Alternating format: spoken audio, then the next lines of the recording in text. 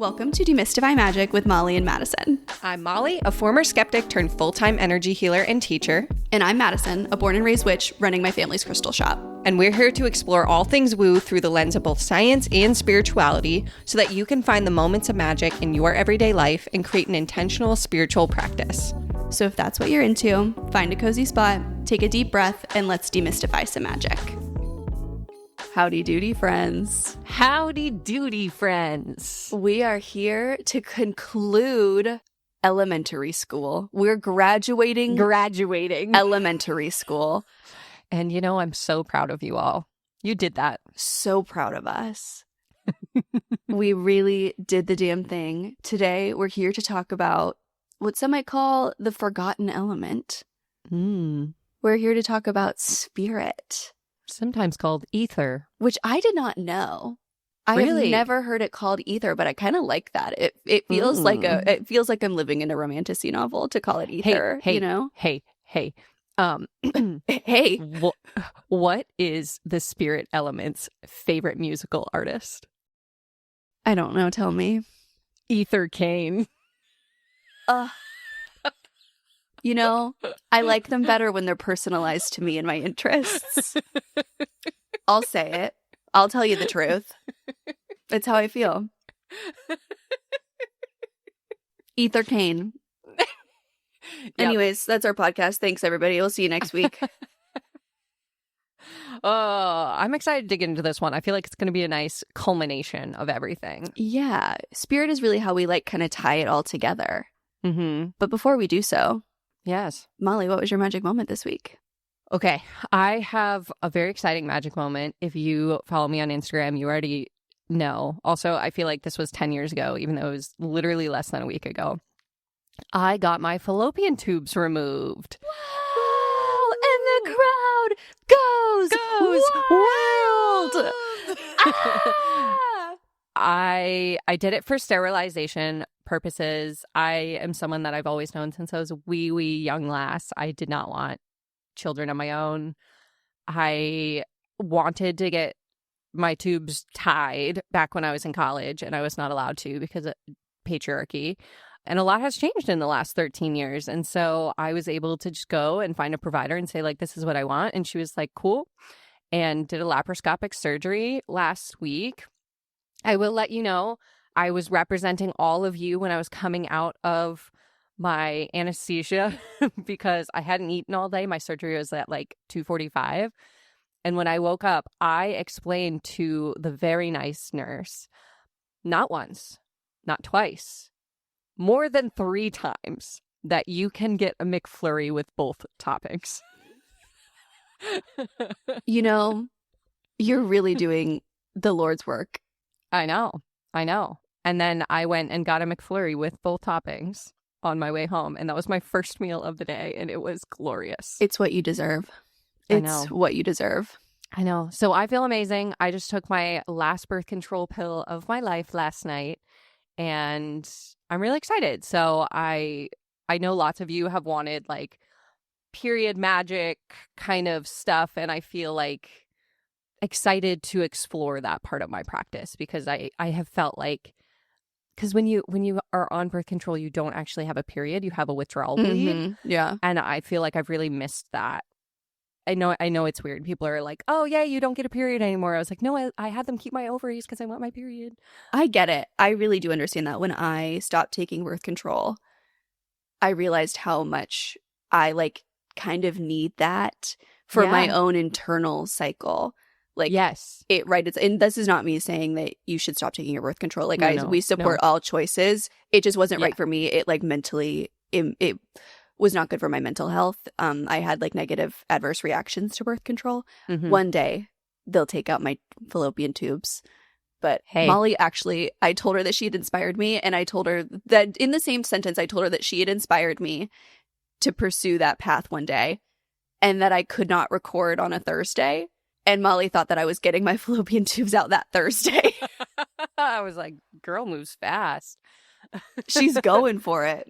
But yeah, I'll do a full in-depth YouTube video about my experience answering all the questions and stuff. So if you're interested in that, just go ahead and subscribe and it'll be out there eventually. But I feel great. A week later, I feel awesome. I feel amazing. Also, I just realized that I'm in my new office, and that was not my magic moment. Like, my magic moment Well, look at how, you know what? We're just banking up those magic moments. I'm ranking them up. It's been a great week, y'all. What was yours? My magic moment was a class that I taught last week at Spellcrafter. I taught a money magic class that really, like, solidified it in my brain of like, oh, you're capable of teaching and you really enjoy it.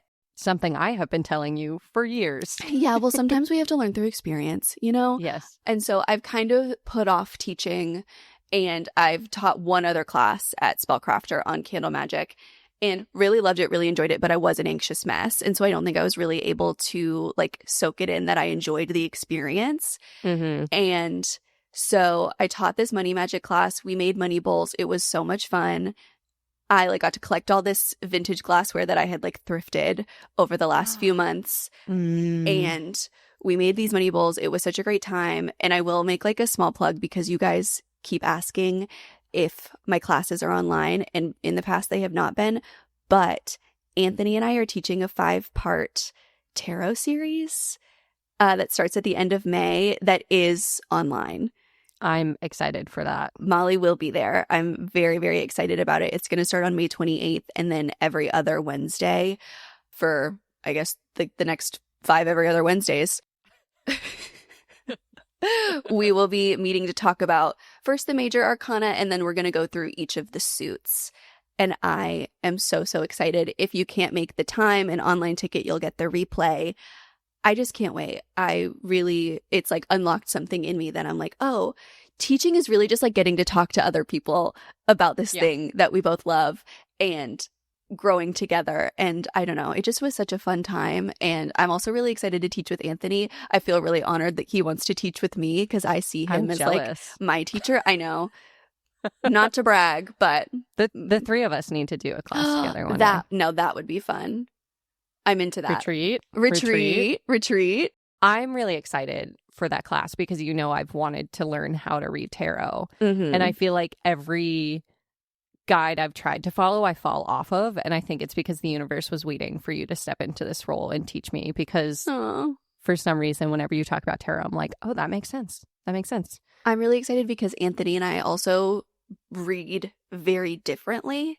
Mm-hmm. And so we're going to start with your intuition, let you intuit what you think that card is about, and then we're going to each talk about our different interpretations and how we got there and what they mean to us and how you can kind of develop that almost one-on-one relationship with the cards that I don't like. That's just the only way that I even know how to describe it. Like they're once you think of them like your friends and like your acquaintances and like people and energies that you know, it's so much easier to read them as like full-bodied complex things rather than like keywords in a book.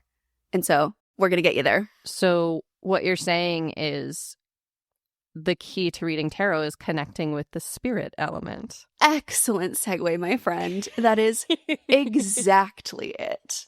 Before we segue too far, I will let everyone know we're going to leave a link to that class down in the show notes. So if you want to join me in geeking out and watching my friend Madison teach us all about the tarot, you should come. Could be fun. I don't know. All right. Let's dive in. Okay, spirit. So I was telling Madison before this episode that for each of these elements, we've talked a little bit about traditional Chinese medicine. And we have to kind of take a little bit of a hard left because if you were to look up in traditional Chinese medicine, which element connects with spirit, you would not get an answer. You would probably get something that connects with the heart, meridian, which is home to Shen, which is spirit, or maybe the kidney, which is home to the kidney jing, which is your life force energy. And there's really not a perfect overlap. However, I want to talk about the wood element in traditional Chinese medicine, and I will make my case for why I think this is the element that is tied most closely to spirit. Hit me. Don't actually. Hit me with a 2x4 with this information. Okay, on a personal note, the wood element was the first one that I ever really connected with. So this is an aside, but go down the rabbit hole with me. The wood I'm strapping element in. is tied to the organs of the liver and the gallbladder. The gallbladder is located, or the meridian line of the gallbladder, which again corresponds with the function of the gallbladder rather than the actual like physical organ in Chinese medicine. And that runs along the outer edge of the body. So think outer knee, outer hip, outer waist kind of line. When I was first introduced to TCM, it was in a yin yoga class literally a decade ago at this point. And I was having two things were coming up in my life at that time. I was having really unexplainable knee pain, which was explainable later in my story if you've heard any part of kind of my journey into the woo. But at the time, unexplainable knee pain, it made no sense. I was like working with a trainer and he was like, I don't understand why you have knee pain in these movements and not in these movements. And I was like, don't know. Couldn't tell you. Couldn't tell you. Nothing made it feel better. And I also was irrationally angry in staff meetings when I was an advocate. I was like that cartoon character that when someone interacts with them, they become like a steam whistle, you know? Like I was just blowing up internally and externally. And so I go to this yoga class and my teacher, Sejal, she very much wove TCM into her classes and she was talking about the wood element and the liver and the gallbladder. And as we were doing these movements, the next day I realized, my knee doesn't hurt. And then I went to a staff meeting literally the next day and I was able to keep my lid on and not freak out. And so it's like, that's so weird. What a weird coincidence. Come to find out as I dove into my hyperfixation on TCM and understanding this particular element, the liver and the gallbladder are so tied to our anger and really like repressed feelings in general. Think of like the liver's role in the body is to detoxify. So if we're not releasing those emotions, we're harboring them, they start to fester. So it can manifest as anger, frustration, irritability. And because it was the outer line of my knee, that's where my pain was. So both countering that anger helped my knee and vice versa. So anyways, that's one of the reasons why I see this element as like just an overarching like piece of the puzzle. And especially because we talked about in the water episode about how those emotions and our resilience to emotions really impact all systems of the body. It's like if we're not able to release those emotions, detoxify those emotions, and we harbor those grudges, they start to impact us in all these different ways. The biggest way is in our ability to grow and expand and flow, particularly when it comes to the flow of chi or vital life force energy. But think about if we are all blocked up with anger, think about like being constipated. You know, you pressurize down there, you're uncomfortable, you can't release anything. That's kind of like what happens with our anger and our frustration when we don't detoxify it, when we're out of balance with this wood element. And so therefore, the chi can't flow, the energy can't flow. And if the energy can't flow, now we're stunted in terms of our growth and expansion. And so one of the things that I like to think about with the wood element is how can we release these energies, metabolize these emotions so that we can continue with that flow of chi, which allows for our growth and expansion. And some of that can manifest as, you know, stiffness in the body if we don't have that flow. It can show up as irritability, anger, frustration. It can also show up as difficulty making decisions. And I think that's one of the ties into spirit as well, because when we're deeply connected with the element of spirit or ether, decision making becomes easier. It's like when you're reading tarot cards.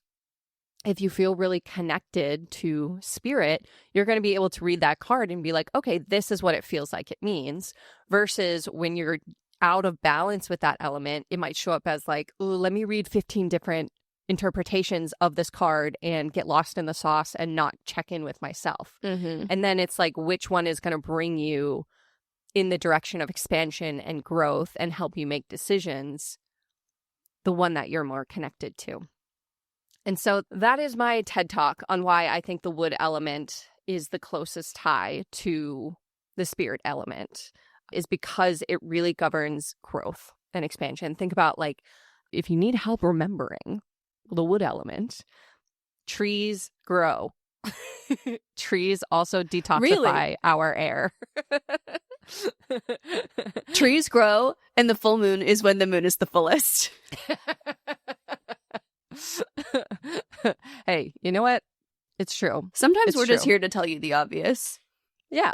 And I think the spirit element is so tied to, like, that expansion, but the expansion that comes from connecting with your true self and connecting with the spirit that is within you, right? We talked about in the water element, all the water that's ever been within you has been within me. Mm-hmm. We're all connected.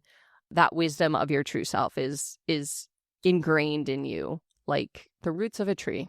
Yeah, I really love the tree symbolism and, like, especially the roots, because that ties in really well to what spirit kind of represents in the world of witchcraft and paganism, which is that idea of interconnectedness.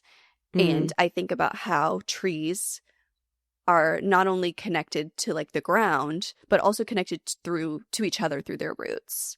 They can talk through their roots. They can talk. It's so cute. It really. Have we talked about this recently? Yeah. Yes. We Okay. have. Great. I was like, am I having deja vu?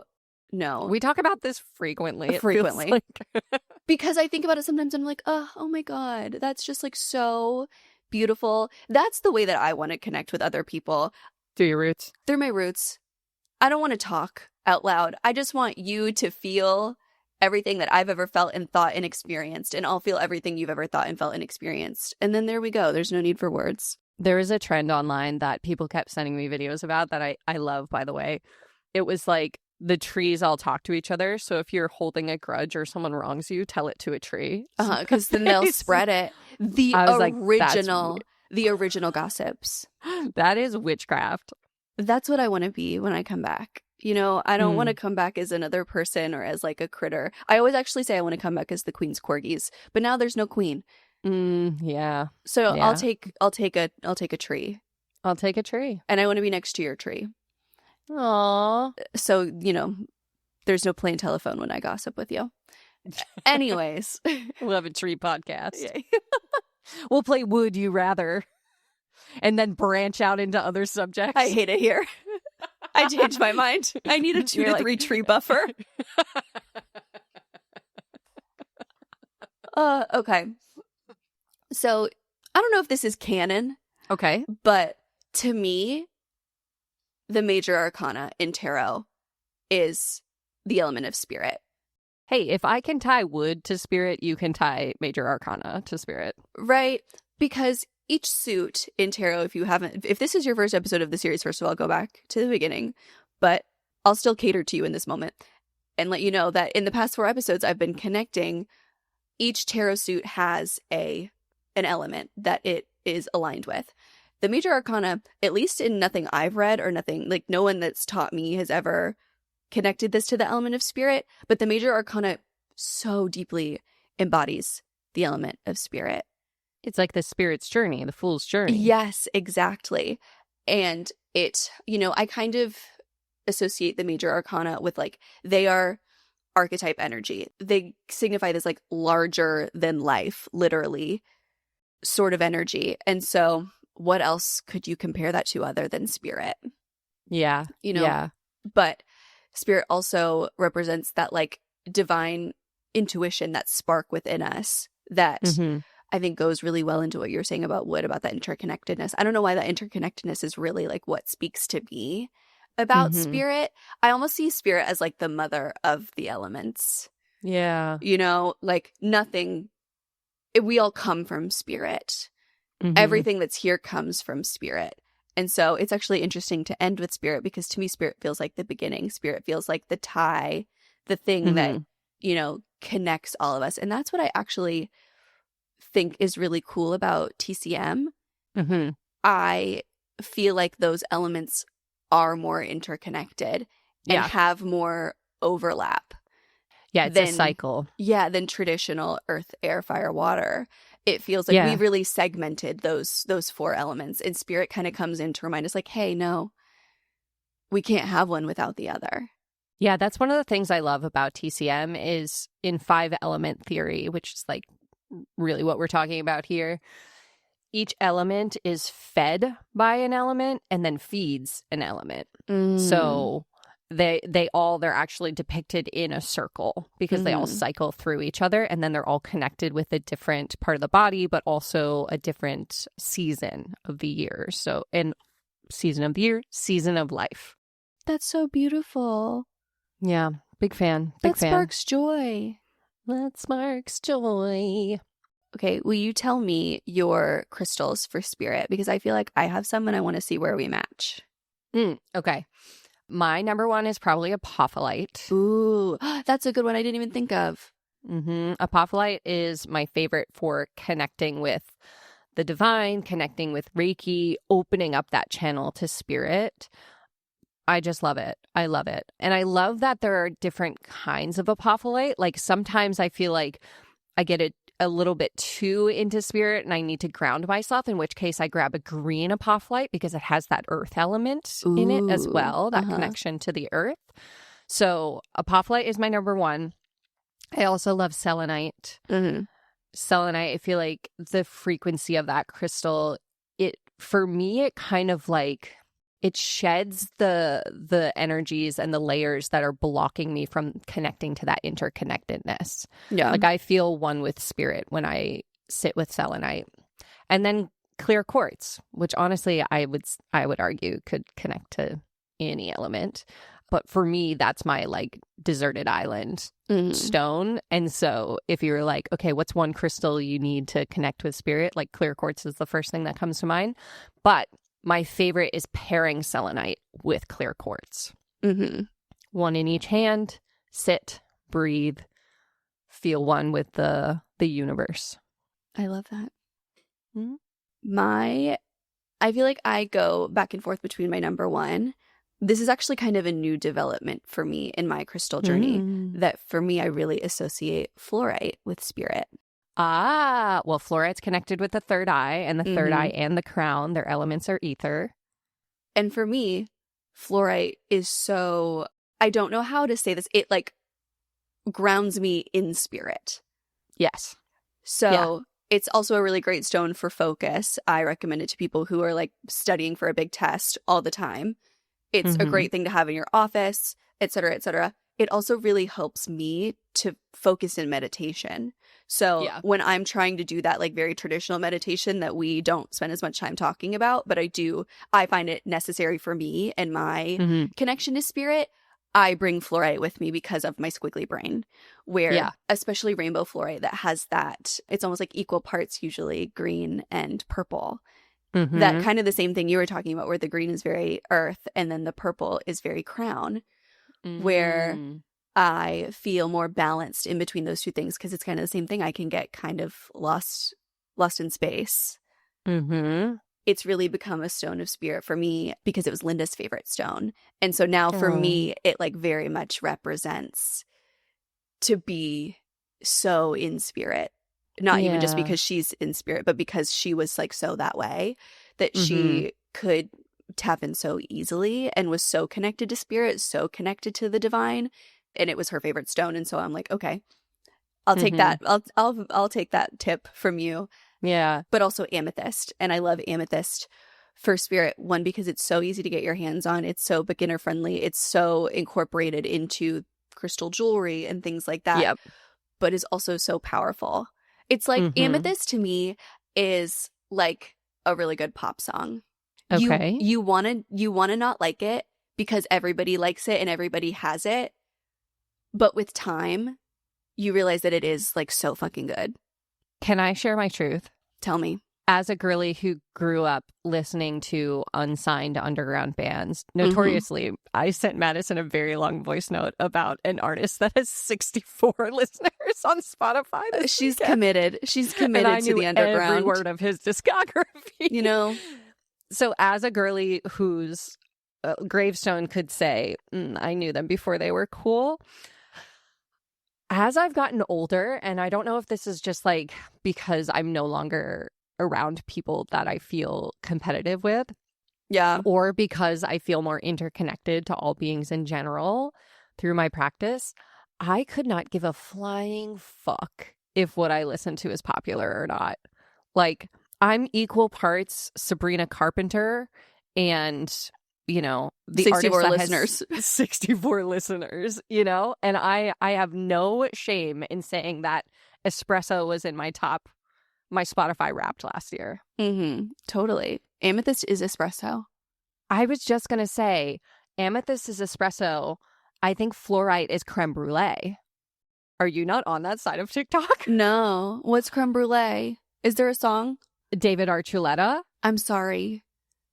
I watched him on American Idol, and that's kind of it. This is where our generational divide. Okay, so I never listened to him when I was younger, but I do follow him on TikTok. So he was on American Idol when he was 16. And then over the last decade or so, he has renounced his Mormon faith, come out, and just recently released what people are calling the gay Latino espresso.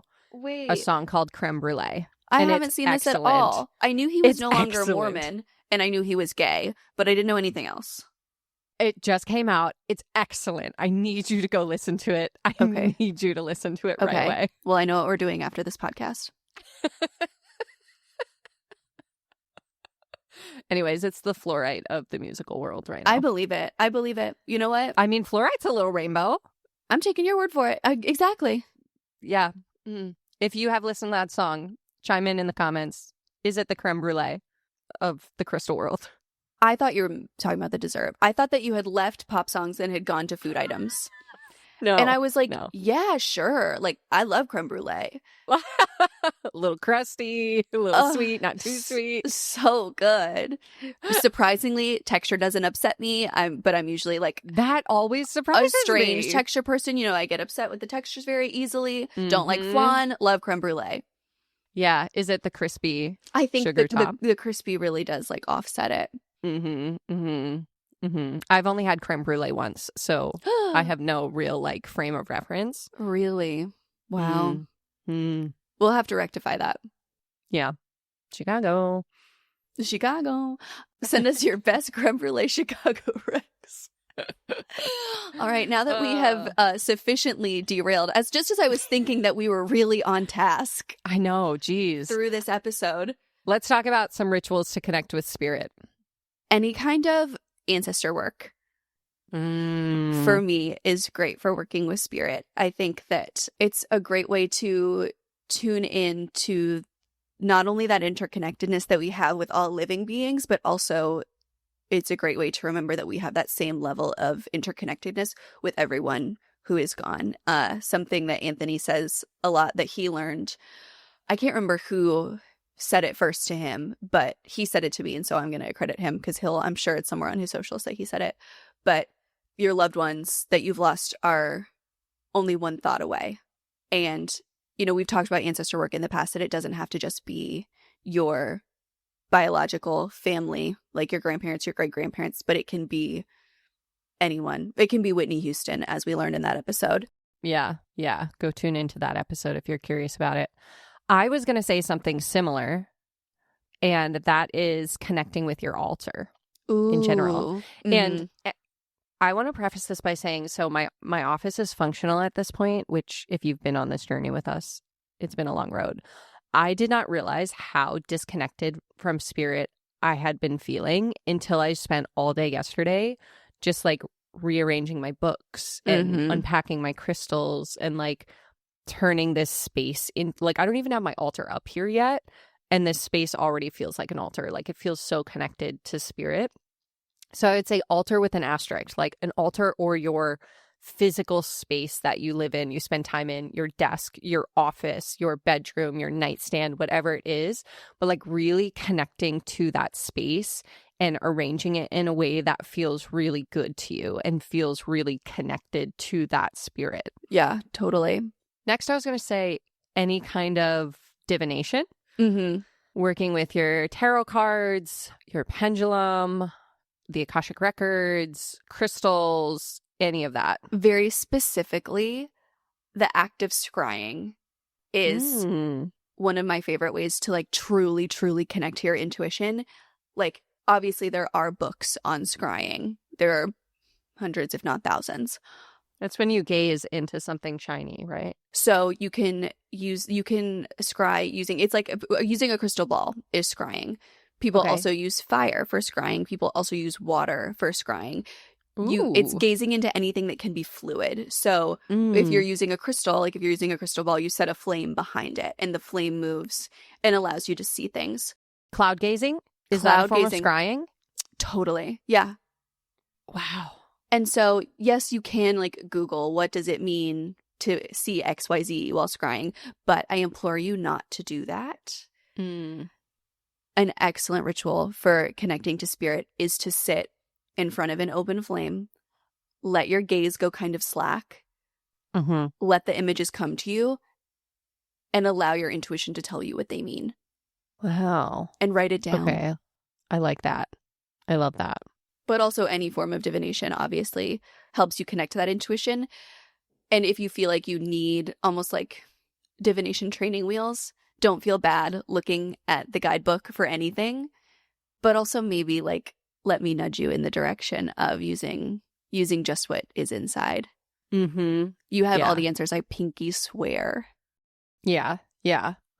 That's why I've loved on Instagram. I've been doing a divination series using sumo oranges. Yes. That is scrying. I started it as like a joke, and now it's genuinely become a form of divination that I use. But it's so nice because there's no guidebook. It's like, oh, it's easy to peel. This week's going to be easy. Oh, it's sweet. It's a little sour. What does that mean for this week?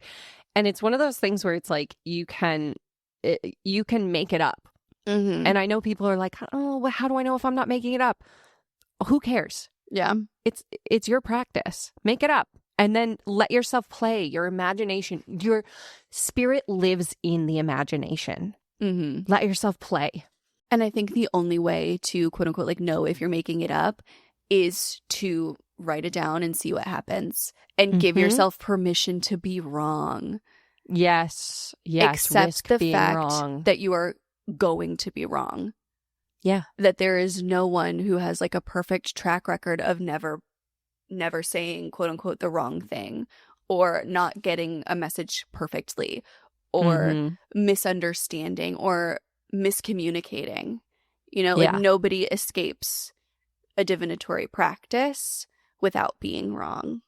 And I would argue that so long as you are staying within being an ethical practitioner, there is no harm in being wrong. Yes. Yeah. Nothing bad will happen to you.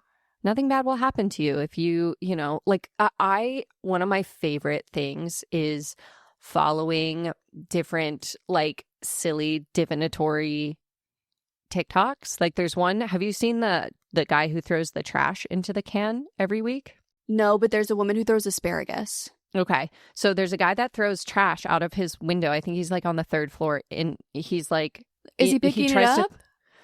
No, it's in a bag. Okay. He tries to throw it into the trash can. Okay. And if it lands in the trash can, it's going to be a good week. And if it lands out of it, it's going to be a bad week. Okay. And then I also follow a guy who uses Grillo's pickles for divination. And so the amount of liquid he spills when he opens the jar and how crunchy the pickle is determines the week. Yeah. So I think those practices, like, they're so silly, they're so fun, but they are truly, deeply one of the best ways to connect with spirit and to get out of your head. I agree wholeheartedly. So go buy some Grillo's pickles, everyone. Did we do it? I think we did it. We did it. All Look right. at us. That's a wrap on elementary school. Yes. Let us know what you thought of this series. Let us know what series you want to see next. And we have a very very fun couple of episodes coming your way. So make sure you subscribe and drop us a little rating if you want to. We haven't asked you for that in a while, and we would love... Yeah, we would never be mad with a little 5-star situation. A little 5-star situation, you know, could be fun. Could be fun. And we'll see you in middle school. Bye. Thanks for listening to Demystify Magic with Molly and Madison. If you want to learn more about us, you can find all our links in the show notes. We'd love to know what you think of today's episode, so drop us a review or give us a shout out on social media. And don't forget to let us know your magical moment of the week. Okay, love you. Bye.